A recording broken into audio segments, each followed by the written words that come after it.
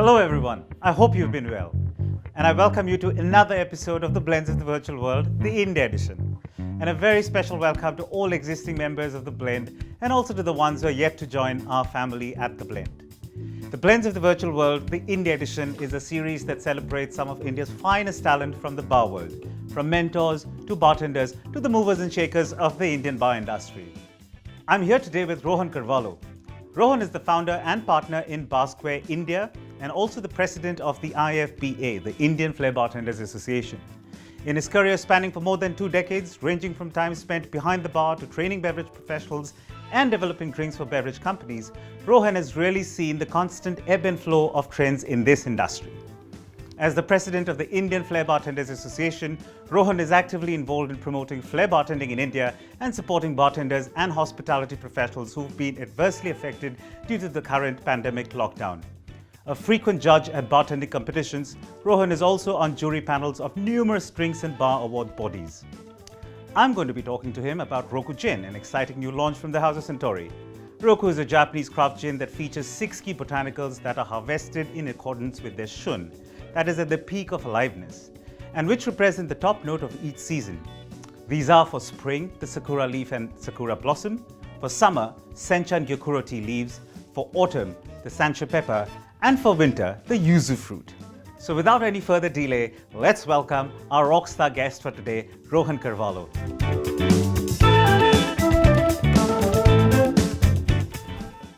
So Rohan, first of all, many congratulations what you and the team at the IFBA have been able to do to support the community during the times of the pandemic.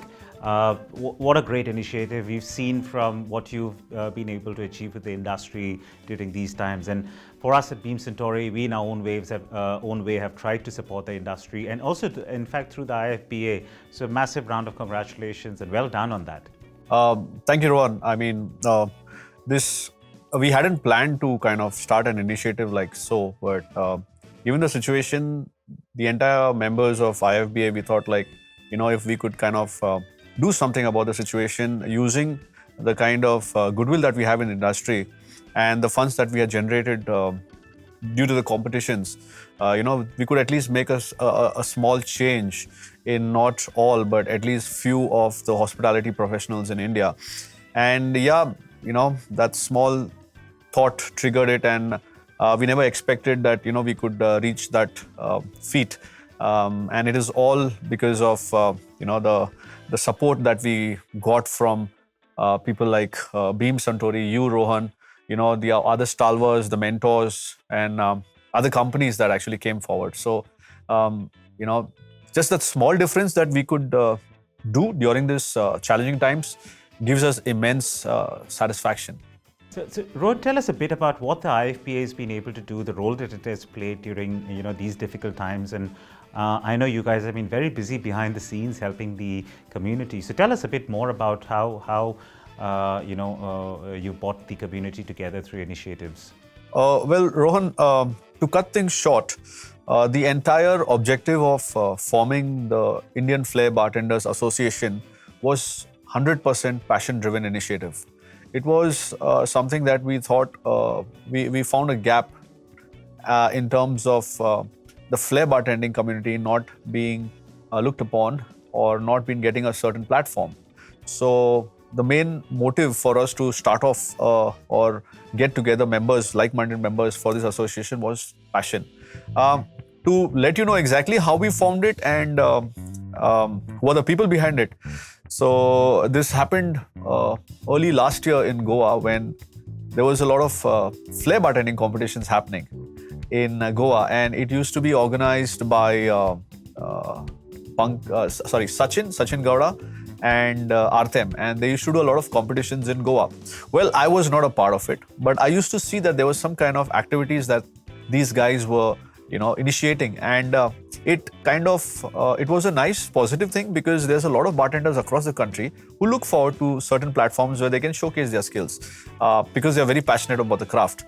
And eventually last year I was invited to judge one of the competitions, and I went there, I judged the competition, and I was surprised. To my surprise, I found and I saw the talent that is there in our country. And I could put myself in the shoes of the participants who competed then. Very passionate, they paid for the entire travel, their stay, the food, came all the way to Goa to compete. And that was one thing which was one of the factors that we thought, could start off a community. That is, like, for example, if there are like-minded people who are very passionate about something, it's very easy for us to kind of get them all together. And that is when the IFBA initiative started. We managed to organize a couple of competitions in Goa. And one of the competitions we organized, which was a a trial run competition, we had done a bit of marketing, not too much, but a bit of marketing on Instagram. And the day when the competition arrived, we found more than 40 bartenders from different parts of the country coming to Goa with their own costs to compete. And we had around 6 champions from Nepal who flew down to Goa to compete. That shows the level of interest that the bartenders are looking forward to. And not many people have identified that. And we were overwhelmed by the response and the level of skills that these people honed. So, the thought got into action. It became more stronger eventually. And then we got our 9 members on board from different backgrounds and more than 20 years of experience. So each of our members have more than 20 years of experience. I'm not trying to boast over here, but what we did was we found out members who actually share the same passion as all of us. And all of the members, I would say, have a background of Flair. So Flair has contributed to their journey in their career where they are today. Some are mixologists, some are consultants, some are running their own schools, some are performers. But all of us share one common interest, and that is the love for the industry and the love for Flair that it has given us. So we came together, we formed the association. We definitely wanted to form a association that we could get all the bartenders under one roof. Unfortunately, we could not, because when we talk about the legal parts of forming an association, you need to get everybody, to sign certain documents. You need to send approvals to Delhi, and to get all the bartenders was slightly difficult. So we couldn't go that route, but we managed to get the Flair Bartenders Association together. And so far it has been really good, because the kind of support that we're getting from the industry is commendable. So that's how we started off, Rohan. You've seen a lot of competitions happen. You've seen a lot. You've judged at many competitions. You run a lot of competitions. How important do you think is competitions as a stage that allows the skill of the bartender to come to the forefront? And for a lot of aspiring bartenders, and you've I think in my mind, in this country, there's anyone has won the maximum amount of bartending competition, it's got to be you. So what would your advice be to young bartenders who look at competitions as a platform to succeed? And what's the right time in their career to enter such a competition, and how should they prepare for it? Yeah, so Rohan, I will answer the first question, which is how important is competition? Well, any competition, I would say, in any field that might be. So let me just focus particularly on bartending. Is it sends out a lot of message to the industry. When a person goes or enters a competition, it sends out a message that this person is talented. This person has the confidence to to showcase his skill among all the bartenders in his region, state, or country, and go neck to neck and find out how deep his legs are in the water. So it's a very good self-learning when you talk about entering a competition. Well, for me, competing, I have been competing since, I was in school days. Let it be sports, or let it be dance, or let it be singing. So it was always something that I would look forward. I could just hone my skills through learning through my mistakes. And bartending was no different for me. Likewise, I also, when I talk to young bartenders or novice bartenders or amateur bartenders who are looking forward to kind of make it big in the industry, the first thing that I always tell them is that get ready for a competition, and don't be afraid of entering any competitions? Well, it is very important, Rohan. Again, I would like to say it's very important because it gives you it's like a reflection. It's like you're looking at the mirror and seeing how good or bad you are, at least in that particular competition. And eventually, if at all you win it, or if you make it on the top 3, the kind of motivation that comes along with it when you go home is immense. It gives you that joy of being in that particular industry and showcasing your skill amongst bartenders, amongst people who have been there maybe for a longer period or for a lesser period. But when you come in the top 3 and you win a competition, that is, I would say, there is no kind of satisfaction that a person would get when he enters a competition. So that was one of my motivating for a drive for me to kind of push myself to do better and better and better. And I was successful in most of the times. So that is the advice I give for a lot of bartenders when they tell me, Rohan, I want to be the national champion, or I want to be the winner of this and that. The only advice I give is, boss, you need to compete. And obviously, there's a lot of things you need to keep in mind before you compete. It's not a joke to compete, but there's a lot of preparation that goes behind it. Well, another thing is that the next question I think was, what are the things you have to keep in mind to win a competition, right? Yeah. So for me, according to me, you have to always remember that any competition you go, the rules are not the same. So it's not about replicating a competition that you had in the past with another competition that might be there in the future, or might be, or the same competition which might happen the next year. The rules always change. So if a skilled bartender would like to compete, it's very important to understand the entire background of the competition. It's not about a cocktail. It's not about the balance of the drink. It's not about the social media. It's a mix of everything. That is what is important. A lot of bartenders think, I can make it very big when it comes to marketing myself on social media, on Instagram, XYZ. A lot of bartenders think that, my presentation is out of the world. And they kind of don't look at the way they carry themselves, the way the people talk about them, the way they have the impressions on other bartenders, where bartenders look upon them and say like, wow, he or she is really good. So for me, I think it's a amalgamy of a lot of factors to win a competition. It's not only just about a drink. Trust me, Rohan. Even if a person makes a drink, if the drink is not, if you can't sell the drink, mixing a couple of ingredients and doing a good presentation, if you cannot sell the drink, I think there is something still lacking over there. So the things that a bartender should keep in mind is basically concentrate on all of these aspects, not just the drink. It's about the way you carry yourself, the choice of ingredients you have, the in-depth knowledge of the ingredients, how it's going to come out, the story about the beverage, the story about the drink, the inspiration that the person has got. Adding all of these together and put a little bit of entertainment factor. It could be a theater, it could be a presentation, it could be the way he or she presents the drink in front of the guest and in front of the judges, And the ultimate motive over here is to get that 3 words from the mouth of the judges, that is, wow.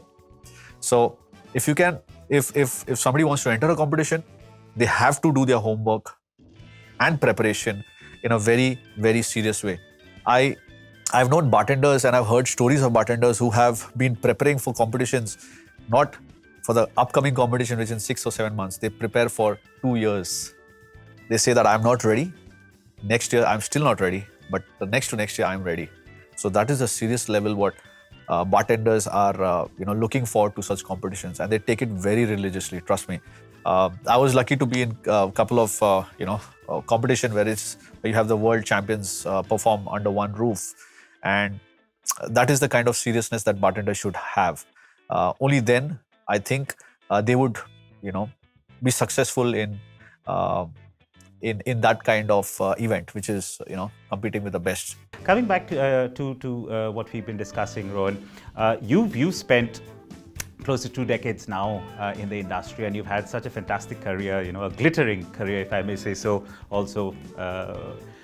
And you've probably been in a position where you've seen how gin in the times past, there were a lot of misconceptions, surrounding the category, which almost led to the category stagnating at bars. There used to be a point in time where bars would complain about how gin would never move. Cut to today, gin's the hottest spirit at the bar. Everyone loves it. Consumers love it. Bartenders are working with it. We are seeing a whole lot of new brands coming into the country. What do you think are the factors that have led to an explosion to this, this affinity and love for gin as a beverage, as a spirit category? If you talk about gin in the past, where it was looked down upon and not many people considered gin in their straight drinks or tonics or in cocktails, where today it's vice versa. And according to me, what I feel one of the major reasons for this would be the kind of exposure, the kind of training that many companies are giving to bartenders to educate the consumers, the kind of travel the consumers are doing, the kind of liquor brands that are available. Trust me, 20 years back, I would just see like 2 or 3 gin bottles in my bar. One would be a domestic and one would be an imported. Max to max 2 imported, but the domestic would be just one and it would lie on the shelf there. And every time we tried to push gin, it would always be said it's a ladies' drink. कौन पीता है यार जिन? हम तो whiskey पिएंगे. Anything dark? That's a manly drink. And not many ladies also would feel comfortable to come out and party during those days. So gin was always took a back step when it comes to the liquor brands or the choice of liquors that one would use in a cocktail or a straight drink. Fast forward today, look at the kind of development that has happened in terms of consumers being aware of what is good and what is bad. Today, if you talk about a gin, nobody says, I want to have a gin and tonic. They would say, I would like to have a Roku and tonic. And for that matter, they would also say, I would like to have a Roku with X tonic water, right? And most of this is because the consumers know the difference between a good and a bad gin. And all of this comes basically by absorbing knowledge, social media, traveling, bartenders pushing the brand, bartenders educating the consumers by serving them cocktails, having gin festivals. And it is very interesting for us to know that we as Indians have a strong connection with gin, but nobody has explored that. And if you understand that gin is mainly, there's a very key ingredient in the gin, which is very close to a lot of Indians, and those are spices, botanicals, herbs. The palate that we have in India, we can easily relate to the kind of notes that a gin, a good gin could give us. So it was just an unexplored territory which has now been explored, and people, I mean, there is no bar I feel where they would the consumers would go if there is no gin. So gin has come forward now, and I think the future and the consumer also accepting gin is going to be really, really big and bright. So that's what I would like to just chip in to the entire transformation of what the gin is today and what it was then. There are so many gin brands available in the world today, and especially a lot of them also coming into India. India is beginning to produce some fantastic quality local gins, and I think we know some of our friends make some great quality Indian gins as well. So in a crowd that is getting, in an industry that is getting increasingly crowded, how do you feel, or what do you think makes Roku really stand out amongst the rest, and how does Roku, continue to stay at that top of mind for consumers and as well as bartenders? I definitely feel Roku is the premium segment in all of the gin category, and that is the USP of what Roku is. So it's like you're using the best in a place where there are many other gins that are available for consumers. So it's more like a premium segment in the category of gin that has come to the industry right now, and I'm sure there is a lot of consumers that really appreciate quality in terms of product, in terms of drinking experience, and that is where Roku comes in the forefront. And obviously, the kind of marketing, the kind of social media awareness, the kind of other support systems that would definitely bring across the knowledge to the consumers and the bartenders would be an added advantage for Roku to kind of make its mark and showcase what Roku is all about to the Indian consumers. So Roku is not only just about great ingredients or great distilling, it's also the finesse of blending all these flavors together. And that's something Suntory as a group has had immense learning and expertise over the past 100 years that it has gathered. Rohan, I think we've spoken so much about Roku and about the drinks that the industry that we so love, and gin especially. I think it's time for us to go to the bar, grab a drink for ourselves, and I'm particularly looking forward to the drink that you've got for us today. Well, Rohan, I am behind the bar like you asked me to, and today I'm going to fix you a drink, my signature cocktail with Roku, and I call it the Resilience. So I'll take you to the drink as I make it. So let me start by chilling the glass. I love the name Resilience, Rohan. I think it's such a fantastic name for a drink, especially in these times. Truly, truly. So the first ingredient that I'm going to use is an ingredient that I have not seen anyone use it in a cocktail, especially when you talk about a straight up drink. So I'm going to use the Moringa Leaves, which is rich with vitamin C. And Rohan, do you know what is Moringa Leaves? Let me guess. This is something that I remember we used to use in chapatis and parathas as growing up as a kid. And I think this is the leaf of the drumstick tree, isn't it? Bang on. That is your Moringa leaf. So apart from your food, where we use the Moringa so often, and in the teas that we use Moringa so often, this time it's going to be in our cocktails, right? So the next ingredient is going to be fresh ginger. We all know all the health benefits of ginger, so I'm not going to elaborate on that. And the ginger that I'm going to use has been peeled, and I'm going to use around 6 julienne cuts strands of ginger in my drink to give it the nice sharp note towards the end. Yeah. Next ingredient is going to be my citrus, which is lime. Around 7.5 ml of lime.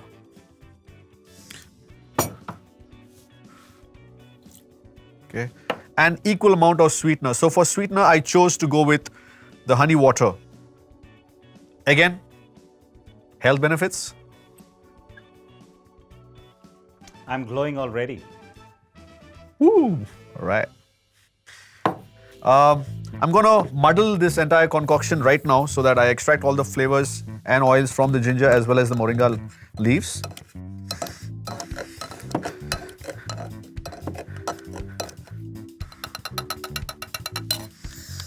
Wow. And now comes the star of the cocktail, which is Roku. I'm going to use a nice healthy measure of around 50 ml of Roku.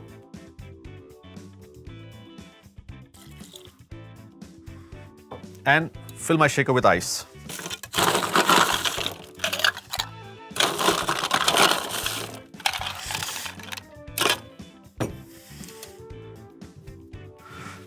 So Rohan, let's shake it up to wake it up. Absolutely. Go for it.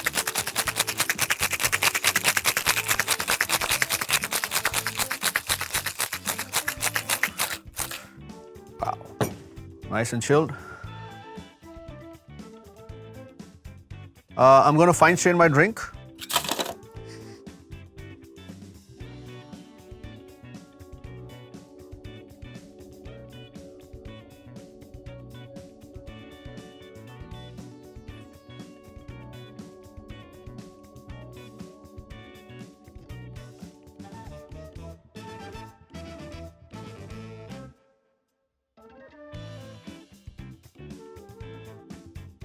And the garnish.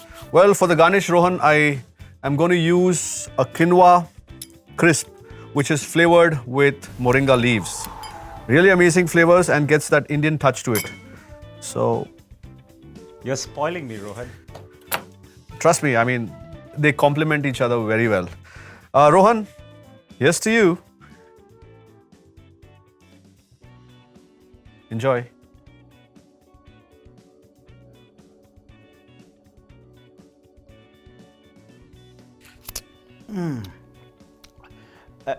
Rohan, there's an explosion of flavors. I mean, be it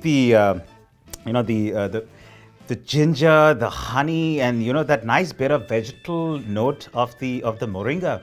And I think the Roku's bringing it all together so well. It's amazing. Wow. What a drink. The next time you're in Bangalore, I really want you to go and look for Rohan and ask him to make this drink. And do not forget to ask him for the moringa and quinoa chip.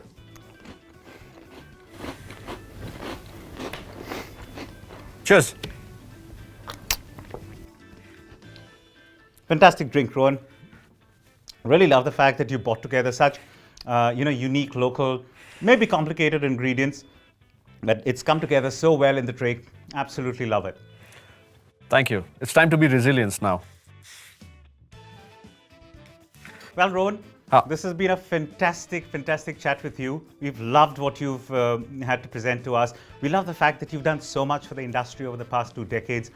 I particularly am, and we as at The Blend and at Beam Suntory, we are so proud of our association with you and at the IFBA and all that you've done to support the Indian bar community during these difficult times and all that you still continue to do. Rest assured, we look forward to supporting you in your initiatives, and for you and the team at the IFBA, a big round of kudos from us, and continue doing the good work. We'll see you soon again. Have a good one, my friend. Pleasure's all mine. Thank you for having me, Rohan. It's always been a pleasure. And thanks for your support. Thank you so much.